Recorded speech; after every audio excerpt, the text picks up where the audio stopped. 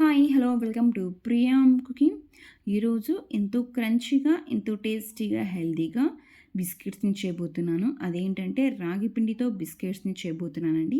మామూలుగా రాగి పిండితో బిస్కెట్స్ అంటే కొంచెం చేదుగా ఉంటాయని అనుకుంటారు కదా. సో అలాంటి చేదుగా లేకుండా ఎంతో క్రంచీగా ఉండేటట్టు ఎలా ప్రిపేర్ చేసేసుకోవాలో మనం ఇప్పుడు చూసేద్దాం. ముందుగా ఒక బౌల్ తీసుకొని ఇందులోకి హాఫ్ కప్ వరకు బటర్ తీసుకుంటున్నాను. మీరు ఈ బటర్ ప్లేస్లో గీ అయినా యూజ్ చేసుకోవచ్చు అండి. ఇక్కడ హాఫ్ కప్ వరకు మెల్టెడ్ బటర్ అని తీసుకున్నాను. ఇందులోకి 3/4 కప్ వరకు బెల్లం తురుము వేసుకుంటున్నాను. మీరు ఇక్కడ బెల్లం ప్లేస్లో షుగర్ పౌడర్ అయినా వేసుకోవచ్చు.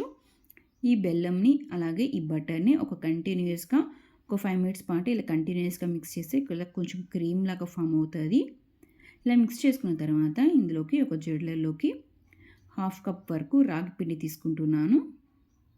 మీరు ఈ బిస్కెట్స్ అనేది మొత్తం రాగి పిండితోనే ప్రిపేర్ చేసేసుకోవచ్చు. ఇక్కడ నేనైతే హాఫ్ కప్ వరకు రాగి పిండి, మరొక హాఫ్ కప్ వరకు గోధుమ పిండి వేసుకుంటున్నాను. ఇందులోకి హాఫ్ టేబుల్ స్పూన్ వరకు బేకింగ్ పౌడర్, 1/4 టేబుల్ స్పూన్ వరకు బేకింగ్ సోడా, అలాగే ఇందులోకి చిటికెడంత సాల్ట్ వేసుకుంటున్నాను. ఇలా సాల్ట్ కూడా వేసుకొని ఈ బిస్కెట్స్ అనేది చేదుగా వండుకోకుండా ఉండడానికి ఇక్కడ ఇందులోకి 1 టేబుల్ స్పూన్ వరకు కోకో పౌడర్ వేసుకుంటున్నానండి. మామూలుగా రాగి పిండి వేస్తే బిస్కెట్స్ అనేది కొంచెం చేదుగా వస్తాయి అని అంటారు కదా, అలా వండుకోకుండా ఉండడానికి ఇందులోకి 1 టేబుల్ స్పూన్ వరకు కోకో పౌడర్ కూడా వేసుకొని ఇవన్నీ వేసుకొని ఒక్కసారి బాగా మిక్స్ చేసేసుకుంటున్నాను. ఈ బిస్కెట్స్ అనేది మొత్తం రాగి పిండితో కూడా ప్రిపేర్ చేసేసుకోవచ్చు అండి.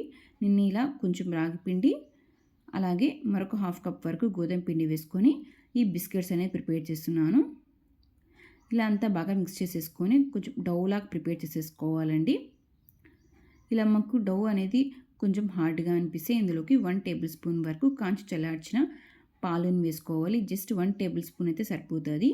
చూసారు కదండి, ఇలా సాఫ్ట్ డౌలా ప్రిపేర్ చేసుకున్న తర్వాత ఇప్పుడు చేతికి కొంచెం గీ అప్లై చేసేసుకొని మనకు కావాల్సిన సైజులో ఈ బిస్కెట్స్ అనేది ప్రిపేర్ చేసేసుకోవచ్చు.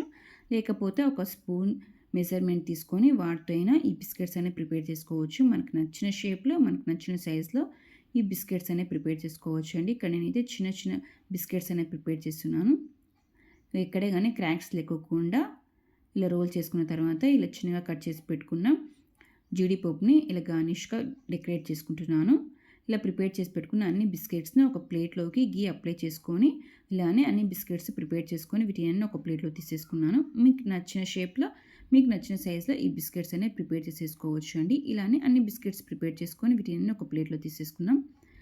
నేను ముందుగా ఒక ప్యాన్ని ప్రీహీట్ చేసి పెట్టుకున్నానండి. ఒక 10 మినిట్స్ పాటు ప్రీహీట్ చేసుకున్న తర్వాత ఇందులోకి మనం ప్రిపేర్ చేసి పెట్టుకున్న బిస్కెట్స్ అనేది ఇలా సెంటర్లో అరేంజ్ చేసేసుకోవాలండి. ఈ ప్లేట్ అనేది బౌల్కి అటాచ్ కాకూడదు.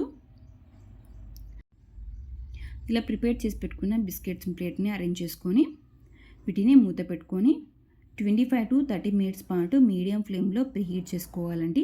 మధ్య మధ్యలో మూత ఓపెన్ చేసుకొని చెక్ చేసుకోవాలి. ఇక్కడ నాకైతే 35 మినిట్స్ పట్టిందండి ఈ బిస్కెట్స్ అనేది టోటల్గా బేక్ అవ్వడానికి.